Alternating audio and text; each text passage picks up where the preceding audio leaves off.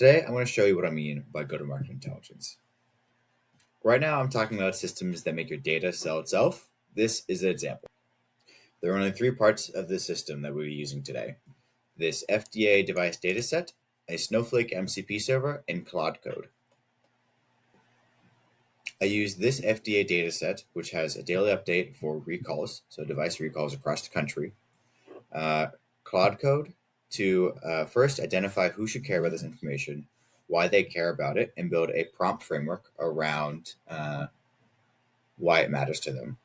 So if we go under here, you can see there's starter prompts and a whole recall agent orchestration that I gave to Claude code to build an actual framework to operationalize this data, to query the database recursively, understand how it works, then take the most recent recall, understand the implications of it, identify people who care about it, identify why they care about it, price the value of the information, and model permissionless value for them.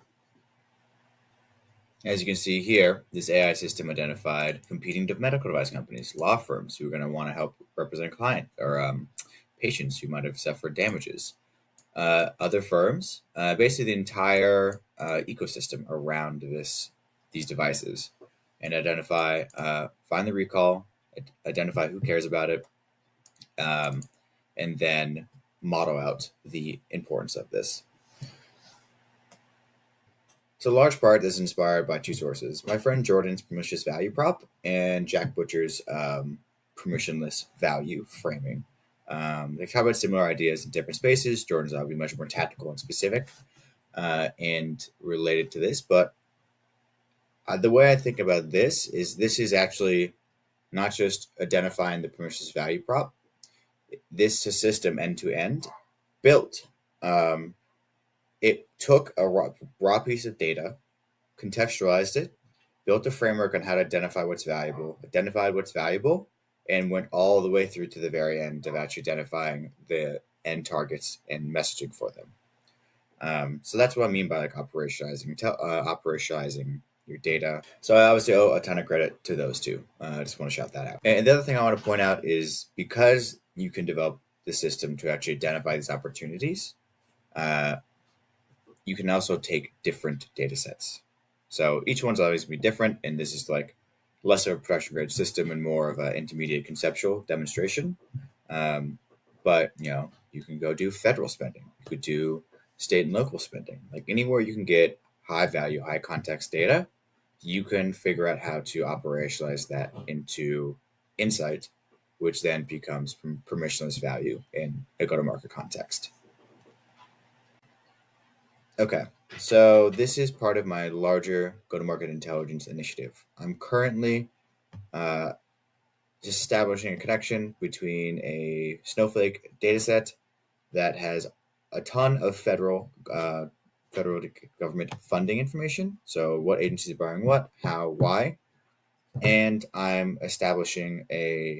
using Claude code to recursively explore it to basically create a mega prompt for how to get value out of this thing. So right now I'm just exploring the database so I can understand how to prompt the agent to query it to operationalize the data. Guys, look at this.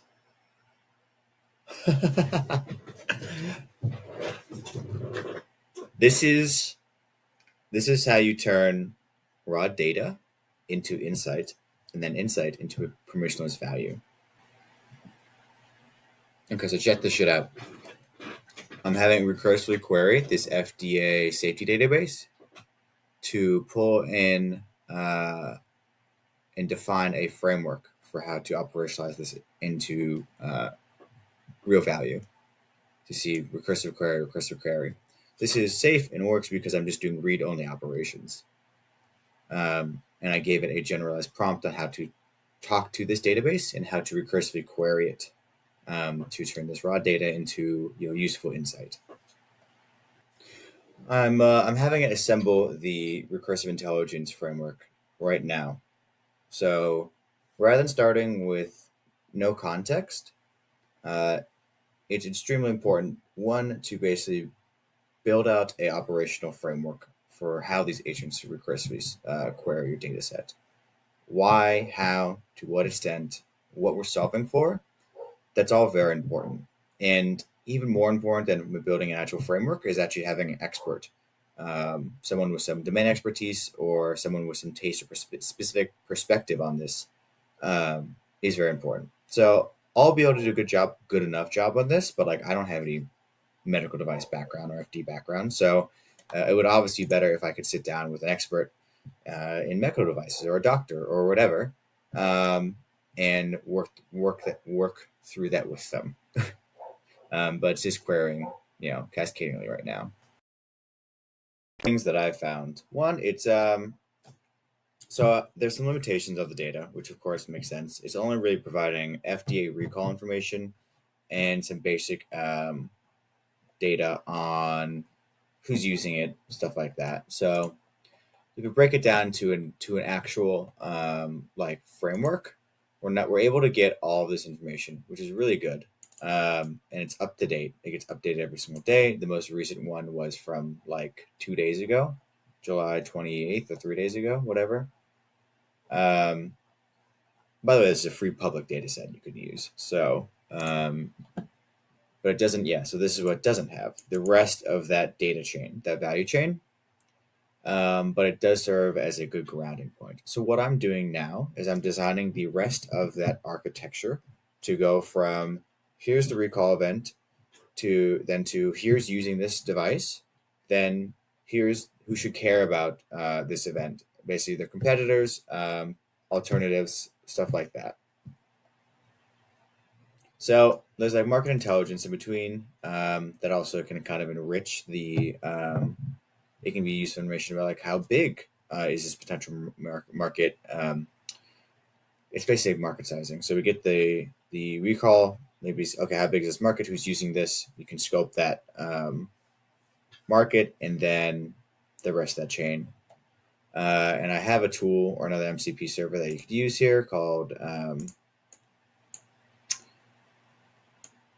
Mimi Labs to do this kind of intelligence work, but I won't be doing it right now. I have to request access from them.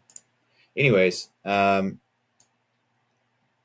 that's where I'm going to design a actually agent orchestrator and a sub-agent pattern to see if I can do this just in Claude code actually. So not even having to build out an actual custom application for this, although if you want to build a production system for this, obviously you would.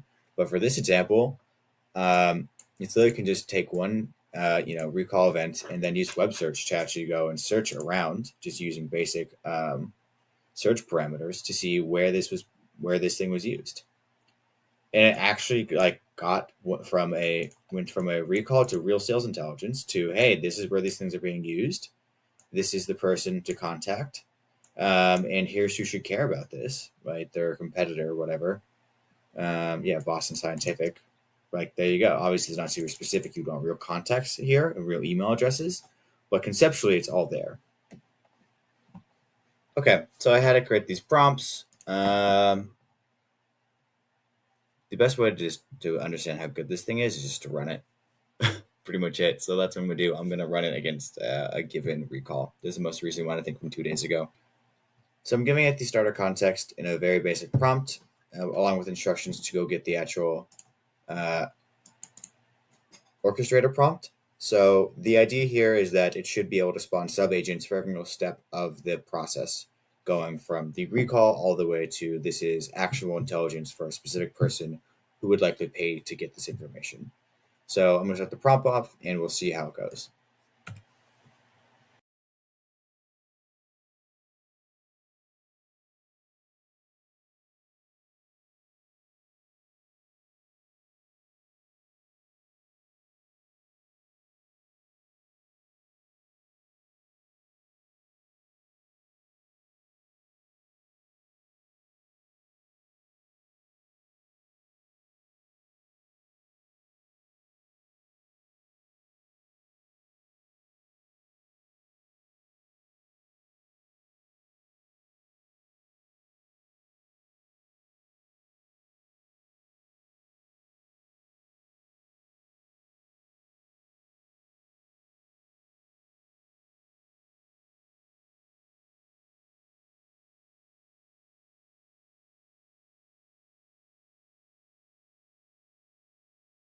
and it actually produced, so it finished running through all of these tasks and actually then ended up creating 3 unique intelligence packages. Kind of summed it all up. So I'm really excited by this. It took a while. It burned through your usage rates like crazy. But I think this is validating this type of approach for go-to-market intelligence. So that's really exciting. I mean, look at this summary. There's no like I want to be very clear. I didn't use anything other than this MCP server, the dataset, and Cloud Code, and it's given me like multi-million dollar opportunities that are timely, based on real data, grounded, and have real context attached to them. Now, this is obviously very conceptual, and if you want to build this into like a recurring data pipeline or intelligence pipeline, you would just take this work. This is the hard part. From an engineering perspective, at least, like I know how to turn this into a continuous data pipeline that could do this over and over and over and over again. So this is insane. I just want to like contextualize this. It's really, I wanted it to explain what happened in plain English, and I think this is really useful because it actually helped me understand a bit more as well.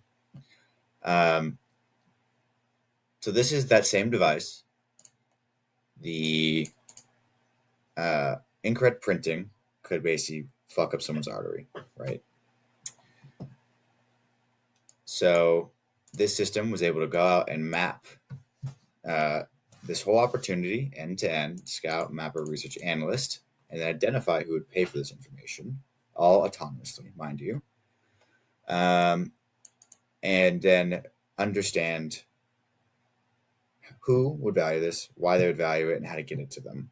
And see here, I thought this is really cool.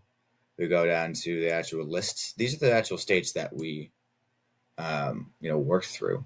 Where's the geographic mapping? Isn't that awesome? Like that's really cool. It wasn't like perfect, but it got like I was wondering while I was recording this, like the exact reason why I picked those states, and here it is. And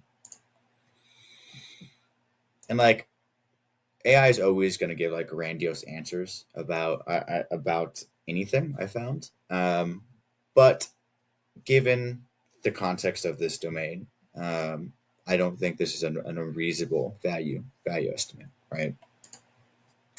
But the thing that makes this not work now is because this was issued on 4/8/25, and now it's August. But the thing is, if you just set up a trigger to run this thing every single day and again get a release get that data on 4/8/25, and then you could just have that thing run in 45 fucking minutes, that's really valuable. That's like extraordinarily valuable information. So I think that's the big part of this is I've proven out the concept of go-to-market intelligence fully, and even running it in like without building any actual software. At least without software that's new to my stack. So I just wanted to put this out to kind of show you what's possible now, both conceptually, using new tools like this, and just overall awareness. So I hope this is useful. I'm really grateful for you being here, and I hope you have a good rest of your day. Bye.